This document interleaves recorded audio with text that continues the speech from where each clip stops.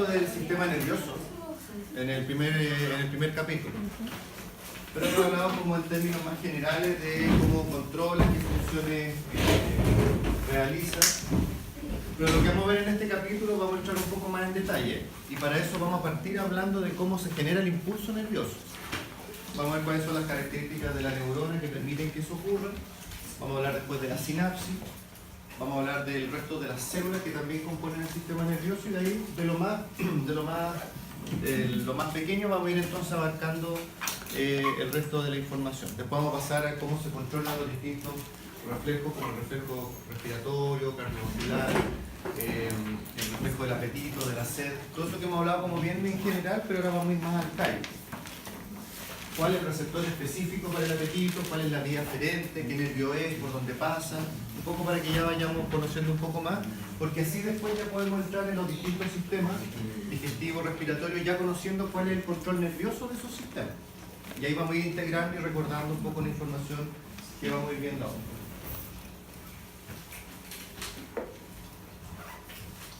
Lo primero, para que hablemos del impulso nervioso, es recordar de que toda célula del organismo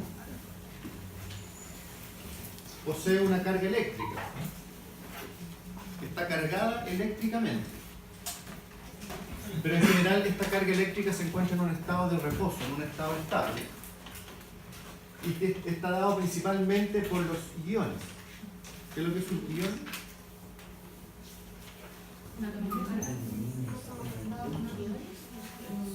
Sí, es un átomo cargado eléctricamente, que puede ser positivo, y ahí se llama catión, o puede ser de carga negativa, que es un anión.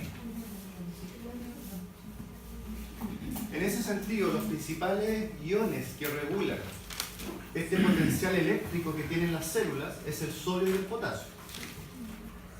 El sodio como catión y el potasio como anión. ¿Cómo se distribuyen? Esto ocurre en todas las células. En el interior de la célula, en el intracelular, hay más potasio, y en el extracelular hay más sodio. No estamos diciendo que exista exclusivamente adentro y afuera, sino que en el interior también hay sodio, pero en menor cantidad, y afuera también hay potasio en menor cantidad. Pero en términos de concentración, ¿qué es lo que nos está diciendo? Que el intracelular siempre es más negativo que el extracelular. Y esto está bien, esto es normal. Y estas diferencias de carga a cada lado de la membrana celular es lo que se denomina potencial de reposo.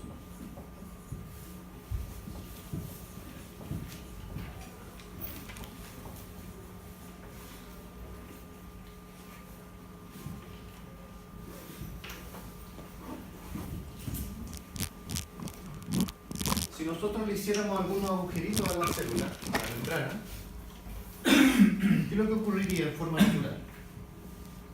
Por diferencias de concentración, el sodio va a tender a entrar, el potasio va a tender a salir, hasta equilibrar la concentración.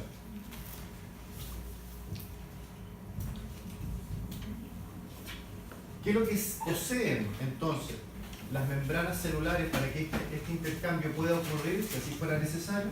Poseen canales iónicos, canales específicos para el paso del sodio, canales específicos para el paso del potasio, y bueno, y de otros iones también, como el cloro,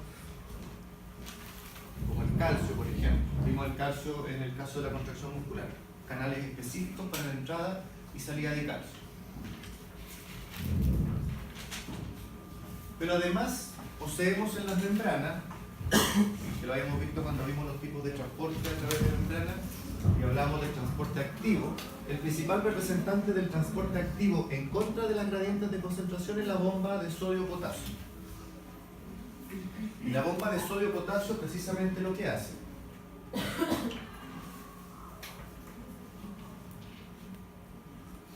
es ingresar potasio, esa es la función de la bomba sodio-potasio, ingresa potasio y saca sodio, esa es su función. Ingresa potasio y saca sodio. que en un estado de potencial de reposo esa bomba no tiene ningún sentido porque no necesito que entre potasio porque el potasio ya está en altas concentraciones y no necesito que salga sodio porque ya hay suficiente sodio afuera. Por lo tanto, la bomba sodio-potasio por ahora no nos va a interesar mucho. ¿Okay? Esto ocurre en todas las células. Lo que vamos a conversar a continuación es qué es lo que ocurre en la neurona, a diferencia de otras células que empieza a generar un movimiento de estos iones, que se traducen finalmente en la creación de un impulso eléctrico. Esta diferencia de carga negativa y positiva se puede medir. ¿Cómo se mide el potencial de electricidad? ¿Cuál es la unidad? Cuando enchufamos voltios. Pero acá la carga es tan baja, si no seríamos grandes conductores de electricidad, que se mide en milivolts. Y se ha medido este potencial de reposo, y este potencial de reposo corresponde a menos 94 milivolts. Es el potencial eléctrico que tienen todas las células de nuestro cuerpo. ¿Cuánto, disculpe? Menos 94 milivolts.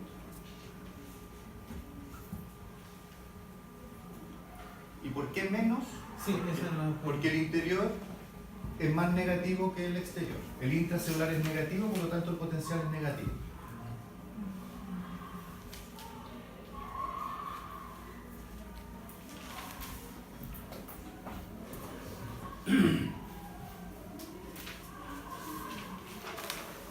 Entonces cuando en Matrix dicen que somos pila humana, somos pila. Porque ¿cuál es la gracia de una pila? Que posee dos polos. ¿Qué significa? ¿Polo? ¿De dónde viene la palabra polo? Polo. De extremo, ¿sí? El polo norte y el polo sur de la Tierra. La gracia de una pila es que tiene ambas cargas, por lo tanto puede generar potenciales eléctricos tanto positivos como negativos, y es la diferencia de carga la que permite que generen energía. Ese potencial, por eso se llama un potencial, porque la célula tiene el potencial de generar cargas eléctricas de mayor potencia a la que tienen en reposo. Y precisamente un impulso eléctrico es generar un potencial, una carga eléctrica mucho mayor a la que normalmente tiene una célula en este estado. ¿Cómo ocurre esto? Lo vamos a explicar así.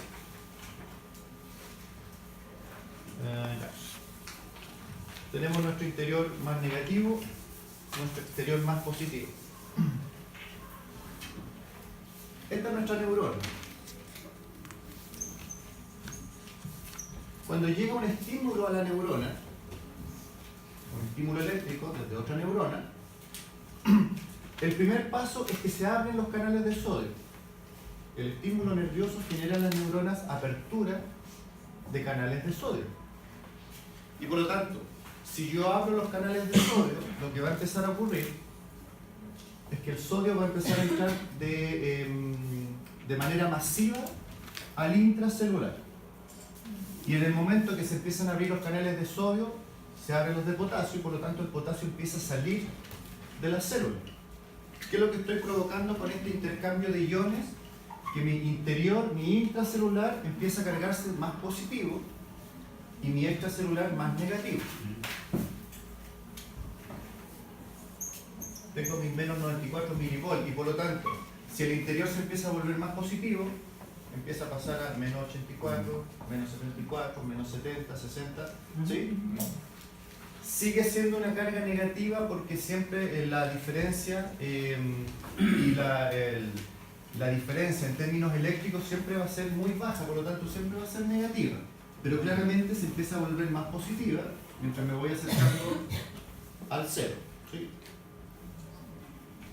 Cuando este potencial alcanza los menos 50 milivolts, y este es un número que igual es como variable, ¿no? Dependiendo del tipo de tejido que se esté estimulando. Pero para que nosotros lo entendamos de manera más didáctica, cuando esta carga, este potencial, llega a menos 50 milivolts, porque se fue volviendo cada vez más positivo por el ingreso de sodio, porque finalmente ¿con qué me encuentro cuando tengo menos 50 milivolts? Que hay más sodio adentro y ahora el potasio quedó afuera. Como hubo inversión de cargas eléctricas, a cada lado de la membrana de la neurona, esto se llama depolarización.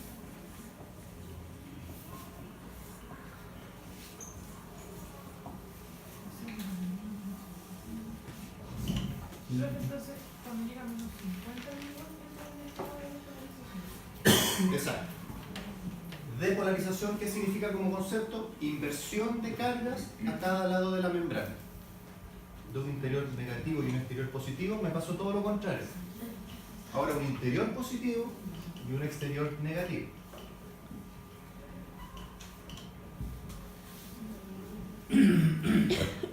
Y cuando se llega al nivel de menos 50 milivolts, se provoca la depolarización y se forma el impulso eléctrico.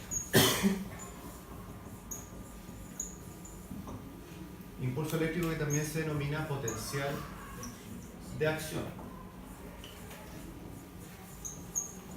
Porque pasamos del reposo a la acción, que es la generación del impulso eléctrico.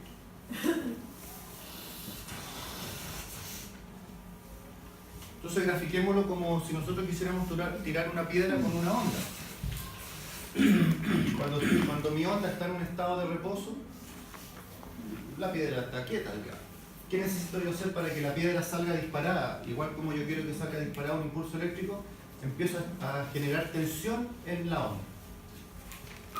Y esa tensión es el aumento de los iones sobre en el interior de la célula. Empiezo a cargar mi célula positivamente hasta que llega a un nivel máximo de estiramiento de la onda, que equivale a menos 50 en promedio milivolts, y en ese minuto yo suelto la piedra. En este minuto se genera el impulso eléctrico, el cual sale disparado por la neurona para hacer sinapsis con otra neurona y estimular este mismo cambio en la siguiente neurona, y así es como transmitimos la información. ¿Ok? Pero esto no puede terminar aquí, porque si esto terminara así, en que quedo suelto la piedra y la onda queda acá, ¿cómo vuelvo a tirar una piedra con esta misma onda? Tengo que volver a que mi neurona vuelva al estado original. ¿Y cómo hago entonces para sacar ahora el sodio y meter el potasio? Entran todas nuestras bombas de sodio-potasio que están en la membrana. Entonces todas las bombas de sodio-potasio que están en la membrana empiezan a trabajar contra la gradiente de concentración y empiezan a sacar el sodio y empiezan a meter el potasio. Transporte activo contra la gradiente de concentración. Y si yo empiezo entonces ahora a sacar el sodio y a meter el potasio, finalmente vuelvo a cambiar las cargas y vuelvo a mi estado inicial de potencial de reposo. En otras palabras, la bomba de sodio-potasio lo que hace es volver a estirar la goma de la onda y estar listo para poder dispararla nuevamente. Y ese proceso de volver a las cargas, al potencial de acción, al potencial de reposo inicial, es lo que se llama repolarización. Repolarizar, vuelvo a las cargas iniciales.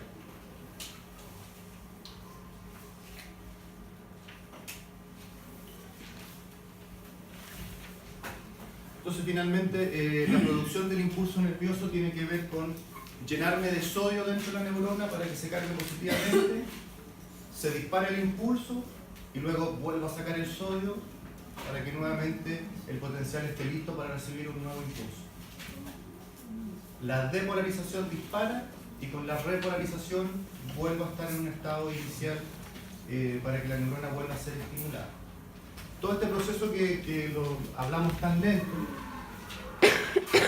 demora 1 milisegundo. En otras palabras, en 1 segundo se pueden disparar cuántos impulsos. En 1 segundo. Entonces ahí cuando uno ve, por ejemplo, estos casos de la naturaleza, el colibrí que mueve las alas, no sé, 500 veces por segundo, se puede, sí, controlar se puede. ¿Alguna duda en este mecanismo? ¿Alguna parte no? Tanto la depolarización como la repolarización ocurre todo en un milisegundo. Desde el momento en que se abren los canales de sodio hasta el momento en que se vuelve a sacar todo. 1 o 2 milisegundos, a no ser tan estricto. Pero claramente esto es lo que permite, porque yo cuando hago este movimiento lo que estoy recibiendo es descarga continua hacia mis músculos para que se sigan contrayendo. O cuando hablamos de que yo ya saqué la mano, cuando me doy cuenta que me quemé, habla de la rapidez con que responde todo este sistema. Entonces, tengo mi potencial de reposo, me cargo positivamente y cuando llegamos a menos 50, aquí sale menos 50, menos 70 como un rango, se dispara el impulso eléctrico. Impulso eléctrico es igual a potencial de acción, son sinónimos. Y el impulso ya viajó, pero mientras el impulso ya va viajando por la neurona, comienzo nuevamente a repolarizar mi neurona para que si llega un nuevo impulso, sigo disparando. Y ahí tenemos una neurona que descarga impulso constantemente, todo el tiempo. ¿Profesor? Sí. La bomba es la que regula, que saca sodio por T y ese potente común. Exacto, es la que vuelve a colocar todo de nuevo en su lugar, porque para poder volver al inicio tengo que luchar contra la inversión de las concentraciones. Eso para la repolarización. Para la repolarización, ahí La depolarización. basta que se abran los canales porque la misma gradiente de concentración hace que el sodio entre y el potasio sale. Y ese cuando llega a menos 94 ahí se cierra. La bomba sodio-potasio, claro, ahí termina el trabajo porque volví a mi potencial de reposo. ¿Sí? Y ahí estamos listos para que llegue un estímulo. ¿Sí? ¿Alguna parte así que no quedó clara? Podemos repetirlo, no hay problema.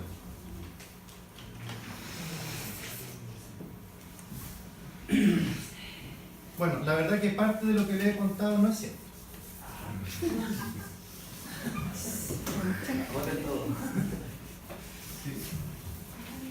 Pero en parte nada.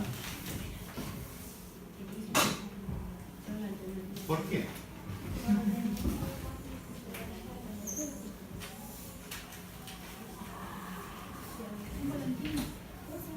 Un volantín 18, sí.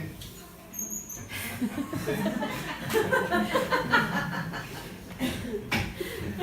Lo que yo le acabo de comentar es todo este proceso en que el sodio entra y el potasio sale y se dispara el impulso y después hay una repolarización. Por ejemplo, el impulso llega desde el soma neuronal al axón. Todo ese proceso ocurre acá. Entonces yo les comentaba que cuando se dispara el impulso eléctrico, viaja rápidamente, hace sinapsis, estimula aquí la sinapsis para que siga la información.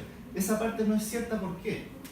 Porque en realidad lo que ocurre es que cuando se dispara el impulso eléctrico, lo que hace es estimular al siguiente segmento de la membrana del axón. Y en este siguiente segmento empieza a entrar el sodio, sale el potasio, se dispara un nuevo impulso, pero que solo logra estimular al siguiente segmento del axón.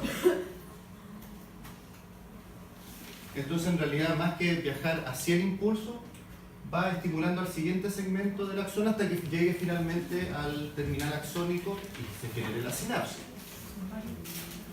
Claro. Ahora, esto ocurre tan rápido que en realidad es como que fuera así. ¿Sí? Pero el segmento de la zona es como canal de paso. Ya va. ¿Cómo así? Si pasa que usted dice va pasando de segmento del axón, ¿cierto? Claro. Pero es tan rápido, fluye tan rápido que. Sí, o sea, en términos prácticos es como que el impulso fuera un solo impulso, es lo que nosotros logramos percibir. Ellos no. El segmento del axón, en algún momento es que dicen, no, hasta aquí, no pasa. No sé qué cosa. Lo que pasa es que, chicos, silencio. Cuando decimos que en este segmento, aquí es donde ocurre, se abren los canales de sodio, de potasio, esta parte se carga positivamente hasta que se dispara el impulso al siguiente. ¿Sí? El estímulo, mientras lo que logre es abrir los canales de sodio y de potasio, inevitablemente nuestro potencial va a llegar a menos 50. No tiene por qué, nada haría que se frene el viaje de este impulso. Pero no hay que olvidar de que del momento que el impulso estimula el siguiente segmento, este segmento entra a la etapa de repolarización.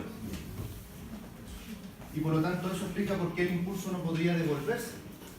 Porque este está listo para recibir un nuevo impulso. Y eso es lo que explica entonces por qué el impulso eléctrico es unidireccional. Si logro estimular este segmento, va a estimular al siguiente y así va viajando el impulso hasta el final. No sé si respondí. Pero va pasando el impulso y ya lo que va quedando atrás se va cerrando rápidamente. Sí, se va repolarizando. Repolarizando. Exacto. Cosa que si el impulso ya va en este segmento y llega un nuevo impulso, este ya puede generar un nuevo impulso. ¿Sí? Profe, ¿y cada segmento es como cada de esos trocitos de mielina? Ah, es que ahí vamos a hablar de la mielina. Aquí lo que estamos mostrando es un axón desnudo, que no tiene vainas de mielina. Ahora vamos a hablar de eso enseguida. ¿Ok?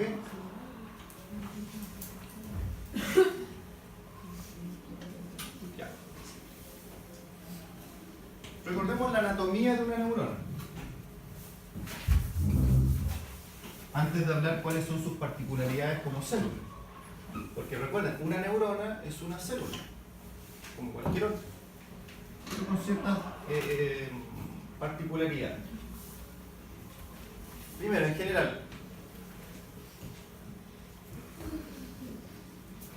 ¿de qué está formada una neurona? Un soma o cuerpo neuronal, dendritas, que son estas pequeñas ramificaciones que salen del soma neuronal. Dendro, ¿qué significa? Dendro significa rama.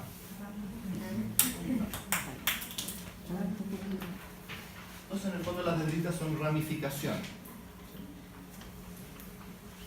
El soma tiene un núcleo y tiene organelos. ¿Qué organelos serán los más abundantes en este tipo de células?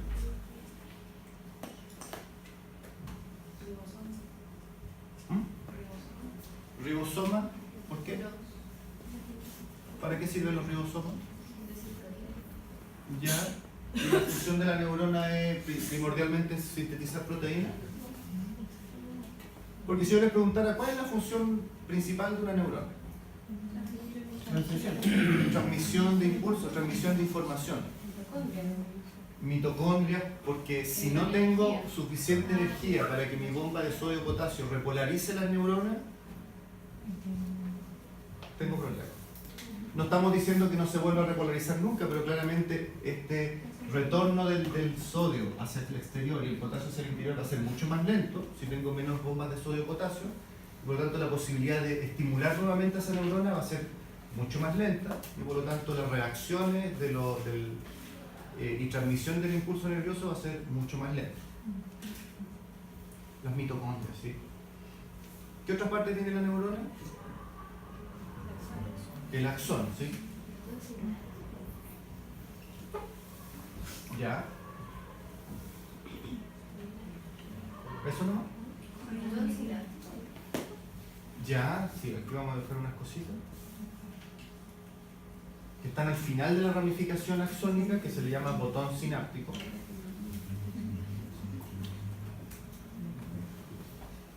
Y esto se le puede llamar ramificación terminal, o también se le llama telodendrón.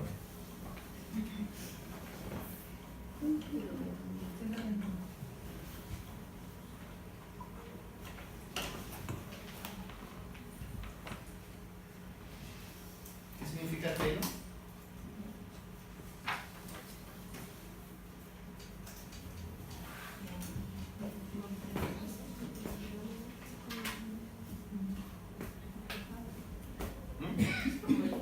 Lejos, telos es lejos.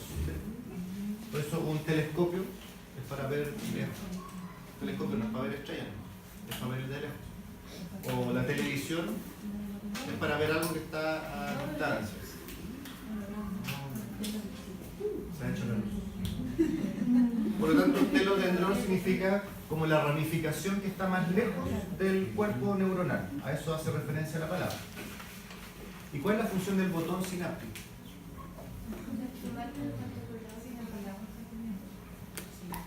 Pero las neuronas se tocan.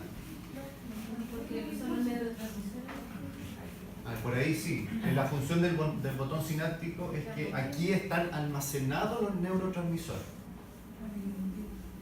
Por lo tanto, cuando llega el impulso al final del botón sináptico, hace que se disparen los neurotransmisores, hagan la sinapsis y estimulen a la siguiente neurona, que lo vamos a ver en detalle más adelante. Pero la función sería entonces almacenar solamente. Almacenamiento de neurotransmisores. Sí. esa es como la estructura, no digamos anatomía, la estructura como general de una neurona. Hay neuronas con 2 axones o más dendritas, etc. Ahí no vamos a entrar en esos detalles. Pero ¿qué tiene la neurona como célula que la hace tan particular y permite generar? Porque la única célula del organismo que puede generar un impulso eléctrico es la neurona. Hay otros tejidos que pueden transmitir el impulso, como veíamos la semana pasada, la fibra muscular. Puede estimularse para generar un efecto, pero no generar un nuevo impulso. ¿Qué tiene de particular entonces la neurona? Su membrana plasmática es igual que cualquier otra membrana, es decir, una bicapa de fosfolípidos con proteínas, colesterol, carbohidratos. Pero ¿qué tiene sí de particular en este caso? Tiene alta cantidad de canales iónicos. O sea, tiene alta cantidad de canales que permiten el intercambio de iones entre el interior y el exterior de la célula, que pueden permitir este cambio de cargas, es decir, la depolarización. Principalmente canales de sodio, canales de potasio.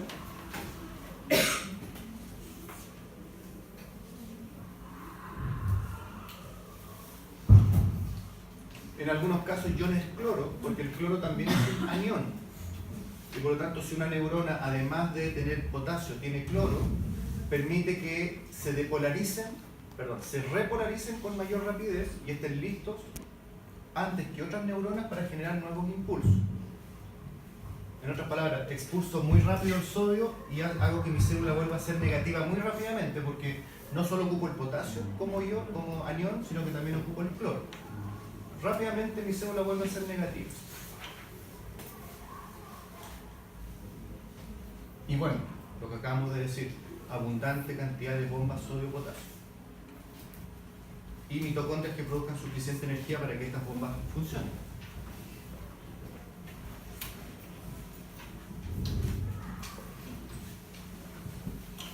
Acá se muestra un poco lo que comentábamos, cómo se va la neurona depolarizando por segmentos. Y que inmediatamente el segmento anterior a la depolarización ya se está repolarizando. Eso hace que el impulso entonces siempre sea unidireccional, desde el soma neuronal hacia el terminal axónico.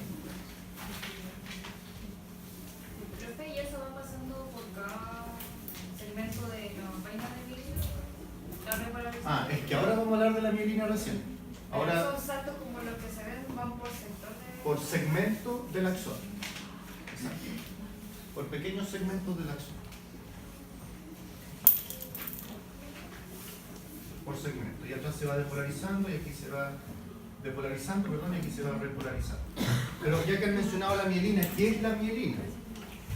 ¿Qué es la mielina? Díganme ustedes.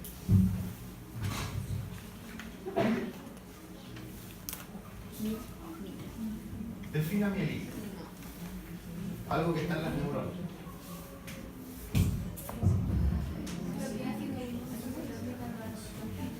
Sí, en términos muy prácticos, las neuronas que poseen mielina transmiten el impulso a mucha mayor velocidad.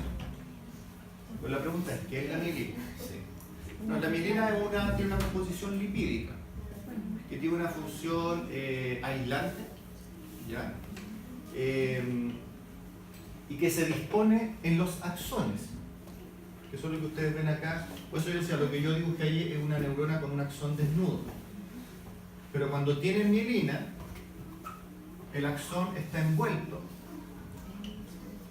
Voy a buscarlo así de manera más gráfica.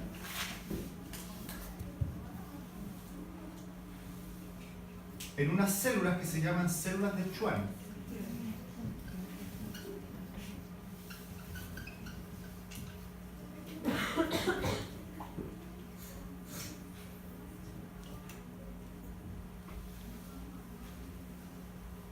Vamos a ver.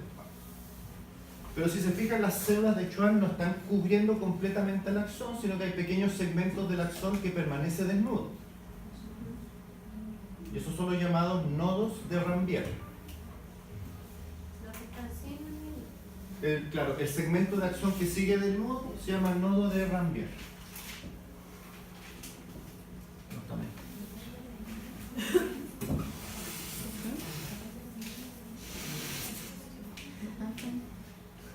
¿Y por qué qué hablo de la célula de Schwann antes de la mielina?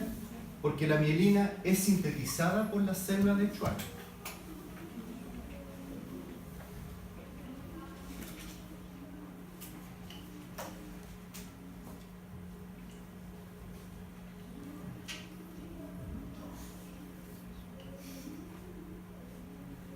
Pero de eso vamos a hablar más rato.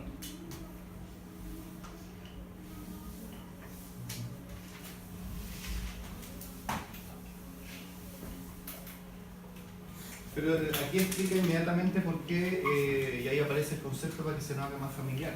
Cuando hablamos de que muchas patologías del sistema nervioso cursan con desmielinización de las neuronas, significa que las células empiezan a perder las células de Schwann que están rodeando al axón, y si dijimos que el efecto de la mielina es hacer que el impulso viaje más rápido, la desmielinización hace que estas neuronas descarguen impulso eléctrico con mayor lentitud que lo normal. El problema es que si son funciones orgánicas que están acostumbradas a que el impulso viaje rápidamente, empieza a haber un deterioro gradual, por supuesto, en que esa función empieza primero a verse más disminuida gradualmente, lentamente, hasta que finalmente ya esa función cesa por completo. Y claro, es que la mielina es sintetizada por las células de Schwann. Y si la célula muere, en ese segmento no hay mielina. No se genera impulso. Después vamos a ver por qué circula más rápido el impulso.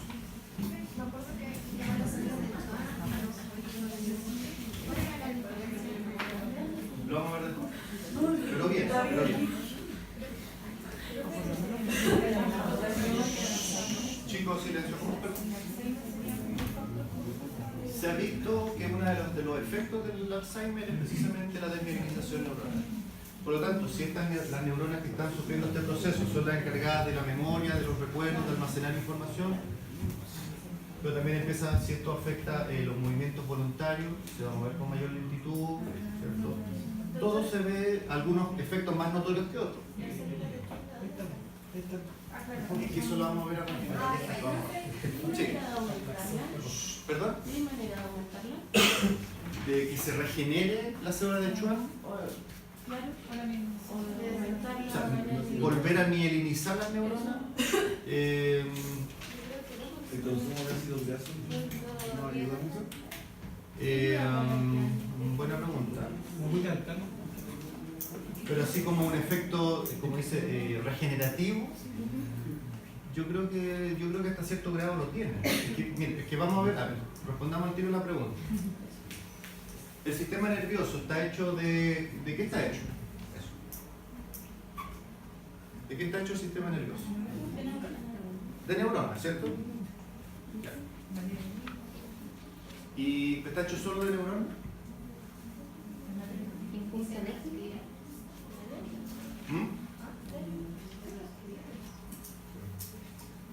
Claro, el sistema nervioso no es solo neuronas, porque si fuera solo neuronas, igual cuando hablamos del tejido intersticial, el sistema nervioso uno lo sacaría y quedaría desparramado por la mesa. No, pues hay un grupo de células, que son las células gliales, que las vamos a ver más adelante, por eso están haciendo el equipo. De hecho, las neoplasias del sistema nervioso, las más comunes, derivan no de las neuronas, sino que de las células gliales, los gliomas, por ejemplo. Y dentro de las células gliales hay varios tipos de células que vamos a ver más adelante, pero entre ellas están las células de Schwann. La célula de Schwann es una célula aparte de la neurona. Y lo que vamos a ver más adelante es que, igual que en las carreras de auto, cuando el auto entra a los pits y llega un montón de mecánicos que uno le cambia las ruedas, le limpia el parabrisas, le echa benzina. Bueno, el piloto es la neurona y el equipo son las células gliales, porque vamos a ver que cada una tiene una función particular que tiene como finalidad que la neurona transmita impulsos nerviosos de la manera más eficiente que se pueda. Y eso pasa por sintetizar adecuadas concentraciones de mielina, por una nutrición, regeneración neuronal, un sistema inmune que proteja a las neuronas de cualquier agente externo. Y ahí es donde vamos a ver oligodendrocitos, células de Schwann y otro tipo de células que van a acompañar eso. Pero eso viene un poquito más adelante. ¿Ya?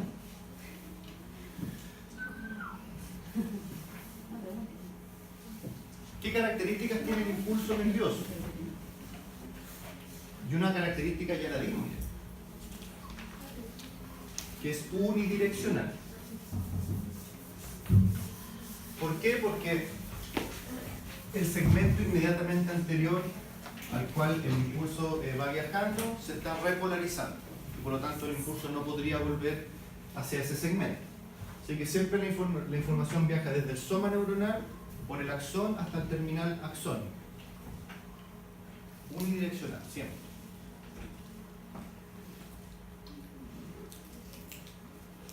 Segundo, también un concepto que tienen que haber escuchado, que el impulso nervioso responde a la ley del todo o nada.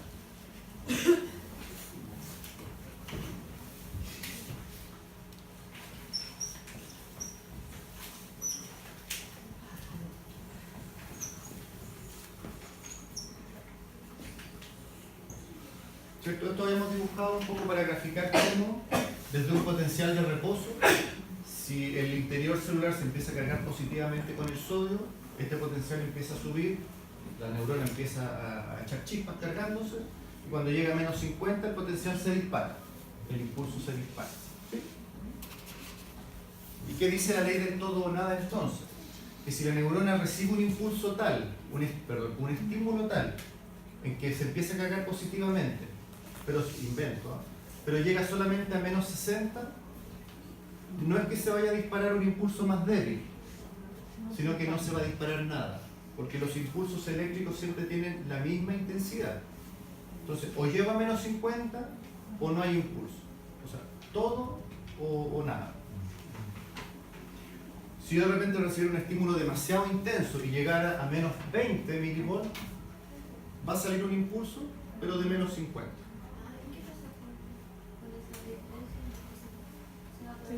Pasa al universo. No, pero en general esto no ocurre. Esto no ocurre. ¿Ok? Entonces, cuando nosotros, por ejemplo, hablamos de una sensación de dolor más leve o más intensa, no es que la neurona esté descargando un impulso más fuerte que me haga sentir más dolor, sino que es una frecuencia de impulso mucho más constante que si fuera leve. El impulso siempre tiene la misma intensidad. ¿Ya? Cuando uno se golpea o le sucede algo, no sé si le ha pasado a usted, que como que el dolor, Sí, me han golpeado. como que el dolor se demora, como que llega como después, eso es la frecuencia que se demora. O sea, si nosotros recordamos a la velocidad que se generan los impulsos, el dolor es instantáneo. Pero todo depende, por ejemplo, creo que cuando hablamos, no lo mencionamos acá, cuando tú jugando a la pelota, te hace una herida o un golpe, que tú te das cuenta del golpe cuando ya terminó el partido. No tiene que ver con que el impulso espera que termine el partido para descargarse, ¿no? Sino que tiene que ver con las circunstancias en que se provoca el dolor, porque si el dolor se produjo en una situación en que tu sistema simpático está muy estimulado, jugando, corriendo, o porque te asaltan, arrancando, qué sé yo, la adrenalina tiene un efecto analgésico muy potente. Y por lo tanto, el dolor, el impulso se descargó. Pero el neurotransmisor, que es la adrenalina, lo que genera es que la sensación de analgesia permanezca por el tiempo hasta que tú ya vuelves como a tu estado más de reposo. Y ahí es donde el dolor se empieza a hacer mucho más manifiesto. Siempre cuento el ejemplo que me contaba mi papá. A él lo asaltaron una vez, no sé dónde, no me quiso decir en qué andaba. Le quisieron, dijo que lo asaltaron en realidad, ahora que lo pienso.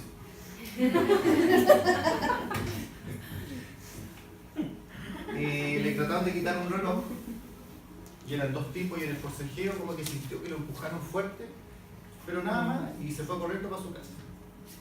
Se llegó, se acostó porque había salido sin permiso, ¿no? Se acostó calladito, y cuando despertó el otro día en la mañana tenía toda la almohada llena de sangre, pero llena de sangre. Y claro, que tenía un tremendo corte que le habían dado con... Dijo que había 5 años. Ay, no estoy segura de nada. Sí, ahora va a llegar a conversar. Y en realidad lo que ocurrió ahí es que con el miedo, con el nerviosismo de que estuviera siendo asaltado, todo su dolor se bloqueó. Sí. Y aunque las neuronas de dolor le dieron la información al sistema nervioso central, el sistema nervioso central dijo que ahora está la adrenalina actuando, a mí no me diga nada. Tiene que ver con, más que competir por los receptores, es que predomina, porque cuando veamos los distintos sistemas, y aquí de nuevo les voy a contar algo que les mentí. Cuando decimos que un individuo,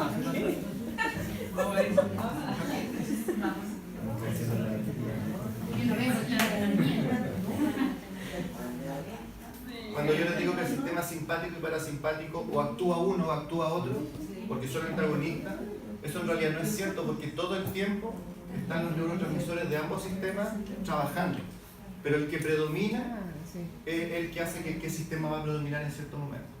Por lo tanto, en realidad, cuando siempre tenemos adrenalina en circulación, pero ocurren estos picos de adrenalina, que es lo que también explica el por qué madre logró salvar a su hijo y levantó un poste que le había caído encima. Y después en reposo trata de levantar el poste, es imposible. Pues son estos picos de adrenalina que generan mayor fuerza, y en realidad más que fuerza sobrenatural, mayor aporte energético al tejido muscular, de una manera que en términos, en un estado normal no habría ocurrido, y por lo tanto genera una fuerza, pero por momentos muy cortos. Tú tratas de replicar ese mismo efecto estando tú tranquilamente y no es posible. Y con el dolor ocurre lo mismo.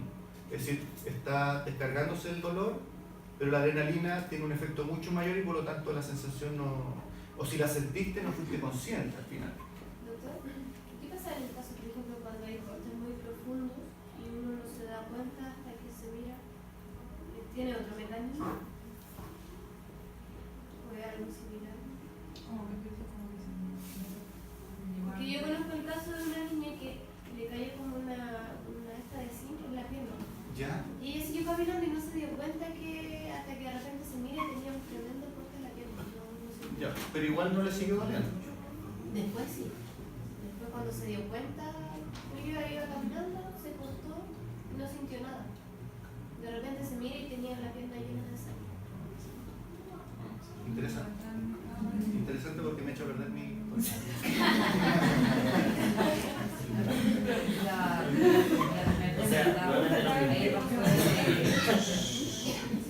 chocaron en la moto y no tuve la culpa yo. Me chocaron en la moto, me paré así un segundo, volé y me acuerdo que del auto eran como 4 hombres y así como ayudándome y dije no, salgan para allá y en un segundo paré mi moto sola y así como wow.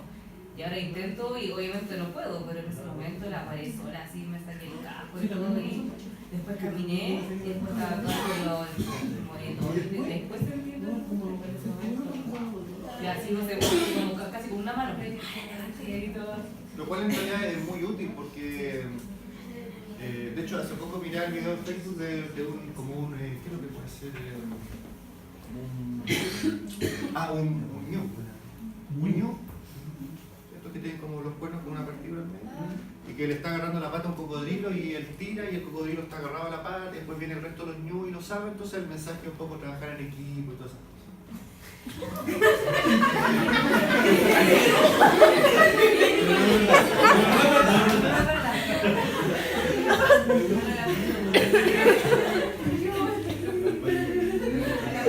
No vamos para ningún lado.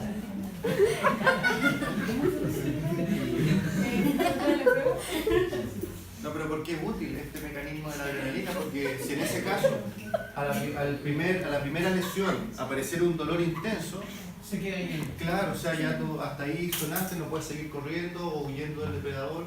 Hay individuos que se han fracturado, no sé, tirándose en bicicleta, qué sé yo, y después se han, o uno ve, yo veo muchos videos, como los futbolistas, pues quedan como fracturados, a veces no se dan cuenta, a veces se dan cuenta al tiro. Y por lo tanto este mecanismo de bloquear el dolor y que solamente cuando ya el sistema simpático baje sus revoluciones y aparezca el parasimpático, ahí recién aparezca un dolor o una manifestación de la lesión que realmente ocurrió, lo que permite un mecanismo de supervivencia nada más. Si no,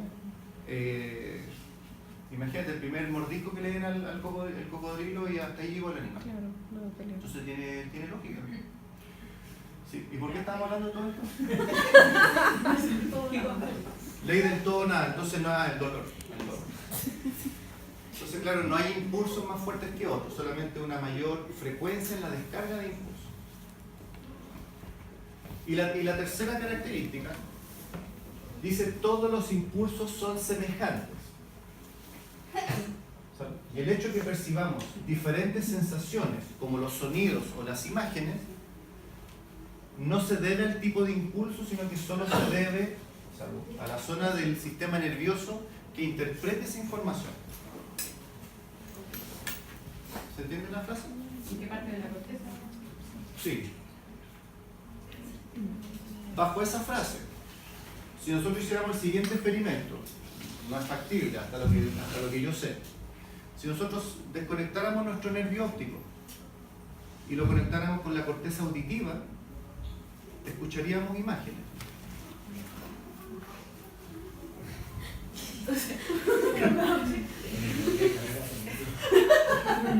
¿Sí? O si yo desconectara mi nervio auditivo y lo conectara con la corteza visual, escucharía imágenes.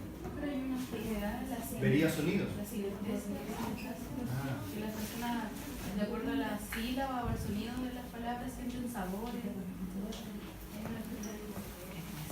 ¿Y de cuál es? Sinestesia, creo que se llama. Sí, hay una droga que provoca ese efecto. Le ¿Cuál? sienten sabor a los desayunos.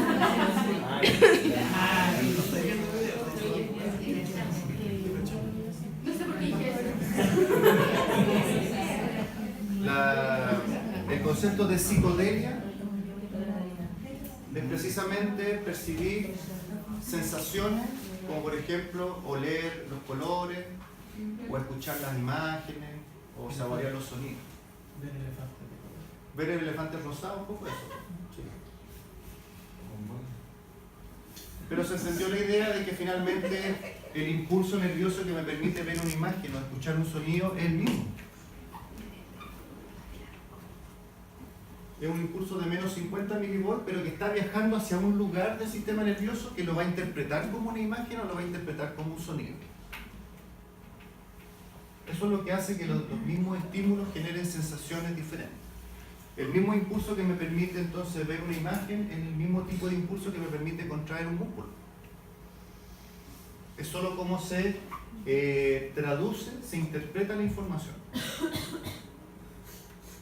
Pero como individuos que somos todos diferentes, el impulso no es el mismo, porque hay personas que reaccionan más rápido que otras en ese caso.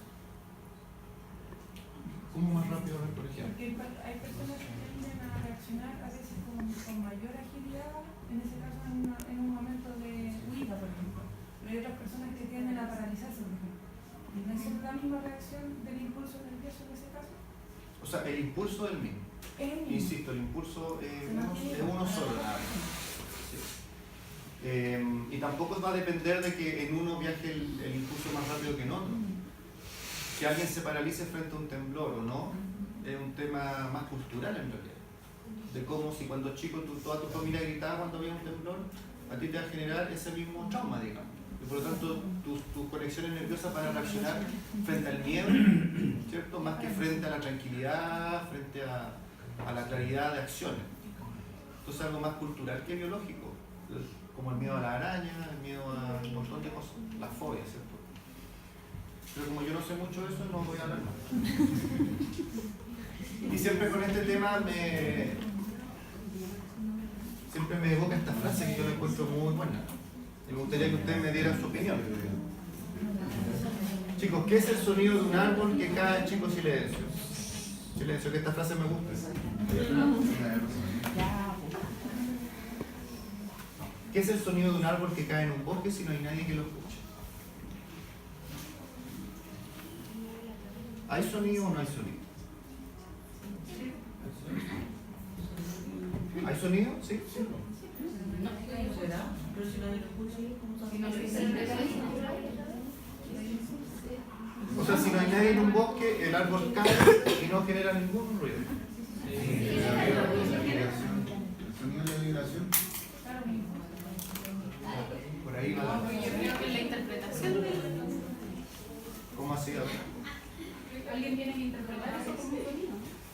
Ya, claro. Porque la verdad Porque el sonido al final son ondas, son vibraciones. Si no hay nadie que lo escuche, lo único que va a haber dentro del bosque son vibraciones. Pero si esa vibración estimula a un sistema auditivo y lo traduce en un impulso nervioso que viaja a una corteza auditiva, se convierte, pero el impulso solo aparece una vez que la vibración entró al individuo, entró a un ser vivo capaz de traducir esa vibración en un sonido. En otras palabras, sin nadie en el bosque no hay sonido. Solo vibraciones resultado del golpe del árbol contra el suelo. ¿Perdón? No, la vibración que produce el árbol. No, sí sé, pero la analogía con lo otro. Ah, no tiene nada que ver con lo otro, es que esa frase me arregló.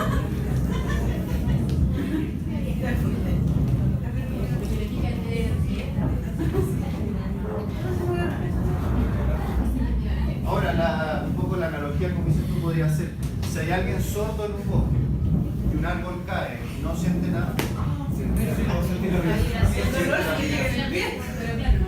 que no me van a encima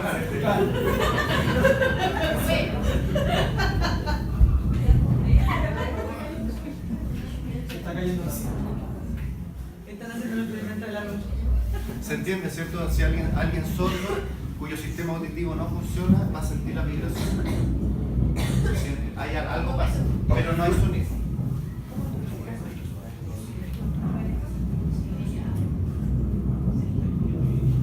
¿Sí, Fome? ¿De qué depende la velocidad del impulso nervioso? Principalmente de dos factores. Y uno de ellos ustedes ya lo habían mencionado, que era la presencia de mielina.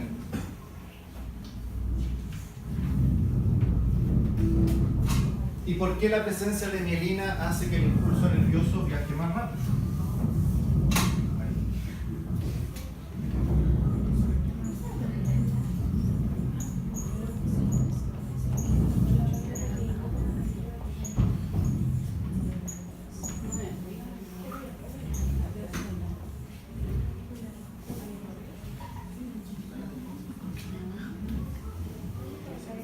Aquí se ve, en esta imagen se ve mucho más claro lo que es la célula de Schwann, que se ve en blanco, y cómo, hay que incluso su núcleo, y cómo su función es sintetizar mielina, la cual envuelve al axón.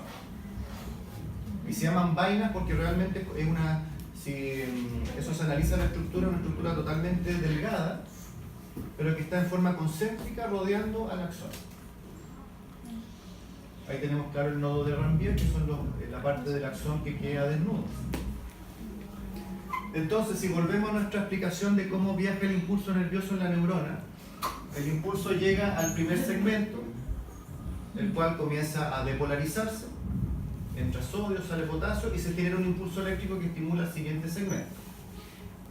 Y al siguiente segmento. Y aquí viene la diferencia, que cuando este impulso llega a la célula de Schwann, depolariza el siguiente segmento en que la neurona esté desnuda, porque la única manera en que el axón se depolarice es teniendo contacto con el extracelular, y todo el segmento del axón que está envuelto por la mielina no tiene posibilidad de intercambiar iones, porque los iones andan acá afuera, el sodio anda acá afuera, por lo tanto el siguiente segmento en depolarizarse va a ser el siguiente nodo de Ranvier. Se estimula esta parte, aquí se ocurre el intercambio de iones, impulso eléctrico al siguiente segmento. Pero cuando llega acá nuevamente, y por lo tanto el impulso va saltando, por eso este tipo de conducción se llama conducción saltatoria. Bueno, y claramente el nodo de Ranvier anterior ya se está repolarizando para que esté listo para el siguiente impulso. Entonces, finalmente, ¿cómo viajará más rápido el impulso nervioso? Pero, profe, entonces, ¿ese es el impulso, ese salto? ¿Perdón? Porque, ¿qué hace que haya ese salto a través de la... ese salto que hay a través de la célula... ¿cómo se llama? ¿De Schwann? ¿Eso sería el impulso? ¿Como ese gran... Sí, ese salto? el impulso es el que pasa... El impulso es el que va estimulando al siguiente segmento, que al llegar acá estimula este segmento. Pero obviamente iba a requerir mucho más energía. ¿Ven? Sí, porque recuerden que la mielina, la función función que tiene una función como aislante, por eso está hecha de lípido. Y a través de la célula no hay intercambio de iones. Entonces, el siguiente segmento que tiene canales iónicos y iones para poder hacer intercambio es el siguiente axón desnudo. Y por lo tanto, si yo tengo que ir depolarizando cada sector hasta llegar al final, aunque sea muy rápido, ¿cuál sistema va a ser más rápido? Siempre va a ser la neurona que tenga mielina. Entonces, se entiende entonces por qué las neuronas mielinizadas conducen el impulso nervioso con mucha mayor rapidez que el axón desnudo. Profe, ¿y cómo hago para aumentar la mielina? La mielina la sintetizan las células de Schwann. Pero si quiero aumentar la mielina. Es que eso hablamos hace un rato que no tengo claro si eso es factible. Porque la célula de Schwann tiene una tasa metabólica de síntesis de mielina que lo que sí podemos asegurarnos es que hay un suficiente aporte de lípidos para que se sintetice la mielina. Eso sí. Ahora, si hablan estimulantes de la producción de mielina, O de célula. sí, pero suena como muy así maravilloso. O sea, existe una tasa de regeneración. Vamos a ver que hay células gliales que se encargan de la regeneración. Pero de ahí a que eso se pueda farmacológicamente, me imagino que apunta a eso. Farmacológicamente estimular eso, no sé si a nivel de células madre puede ser algo así, pero farmacológicamente lo veo poco probable, pero no lo sé, no estoy seguro. Profe, es que la verdad es que no entiendo, no me imagino qué es el salto. Como que como que me queda Yo dibujé que el impulso salta, pero no es que salte solo. ¿Qué pasa en la mielina? ¿También se depolariza su membrana de forma más rápida? No entiendo qué El axón existe acá adentro. Sí, claro, está. Ya. Y lo que ocurre es que el impulso va por la membrana. Por lo tanto va a viajar por el interior. Como no hay canales iónicos, ¿sí? Todavía no tiene a quién estimular. Pero cuando recién encuentra nuevamente un sector del axón que tiene canales iónicos, que tienen contacto con iones, ahí se abren los canales. ¿Sí? Pero sí, era una manera de graficar que salta.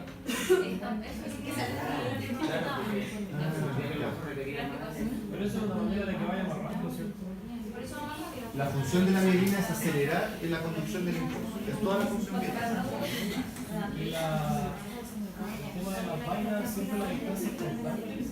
Sí, es constante. Ya. En el fondo, digamos, el impulso solo estimula un nuevo segmento cuando llegue a un sector en que haya canales iónicos que tengan en contacto con el medio ambiente. O sea, si tuviéramos una sola célula de Schwann cubriendo toda la neurona, estimula ahí y estimula acá y saca. Aprendí cómo explicarlo mejor. Y el segundo factor, que aquí está como en primer lugar, es el diámetro del axón. No la longitud, ojo, el diámetro.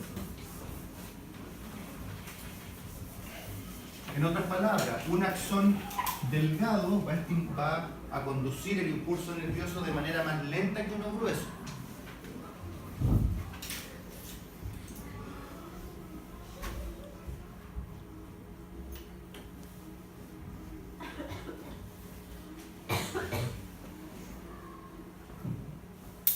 Mientras más grueso, más rápido el impulso.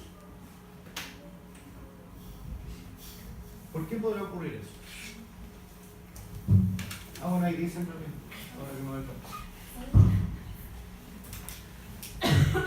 Porque mientras más grueso sea el axón, hay mayor cantidad de membrana plasmática. ¿Sí? Porque hay más neuronas que envolver, digamos. Y si hay mayor cantidad de membrana plasmática, hay mayor cantidad de canales iónicos y mayor cantidad de bombas sodio-potasio. Por lo tanto, como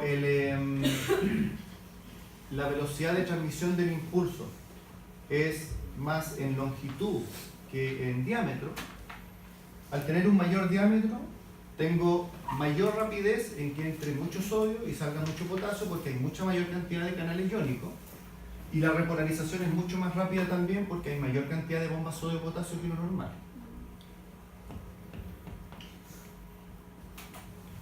fome, ¿no? Pero eso.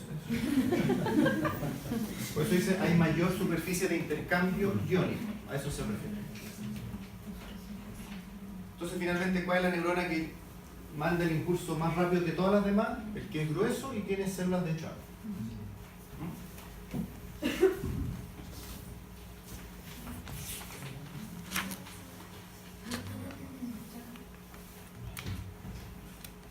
Sí, vamos a llegar hasta aquí. ¿O quieren que sí? Están hablando.